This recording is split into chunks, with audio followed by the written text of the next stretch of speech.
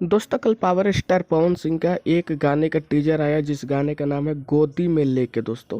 और इस गाने का टीजर जैसे ही रिलीज हुआ पावर स्टार पवन सिंह के फैन इतना ज़्यादा प्यार दे दिए इस गाने के टीजर को कि मात्र 13 घंटा के अंदर इस गाने का 13 घंटा नहीं 15 घंटा के अंदर इस गाने का टीजर इतिहास रच दिया। आप लोग सामने स्क्रीनशॉट देख सकते हो दोस्तों। 15 घंटा में 3,02,000 व्यूज है। रियल टाइम व्यूज हो सकता है 4 लाख हो। अब वहीं पे बात किया जाए लाइक का तो लाइक भी है 39,000, जो कि दोस्तों बहुत बड़ी बात है। ये गाना नहीं है, मात्र टीजर पे इतना ज़्यादा व्यूज 15 घंटा में और 39,000 लाइक बहुत बड़ी बात होती है। तो दोस्तों पावर स्टार पवन सिंह के गाने का टीजर 15 घंटा में इतिहास रच दिया। दोस्तों अगर वीडियो अच्छी लगी, पवन सिंह के फैन हो और पवन सिंह का न्यूज़ देखना चाहते हो तो मेरे चैनल को सब्सक्राइब कर दो, लाइक कर दो, कमेंट कर दो।